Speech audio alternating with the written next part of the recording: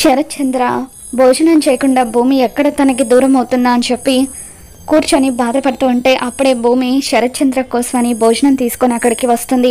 నాన్న, మీరు మధ్యాహ్నం నుండి ఏమీ తినలేదట కదా, మీకోసం నేను భోజనం తీసుకొచ్చాను, నేనే కలిపి తినిపిస్తాను ఉండండి అని చెప్పి శరత్ చంద్రకి తినిపిస్తూ ఉంటే శరత్ చంద్ర ఎంతగానో ఎమోషనల్ అవుతూ, నా శోభ కూడా నన్ను ఇలాగే చూసుకునేదమ్మా, నువ్వు కూడా నన్ను ఎప్పటికీ ఇలాగే చూసుకుంటావు కదా, నన్ను వదిలేసి వెళ్ళిపోవు కదా అని చెప్పి అంటూ ఉంటాడు.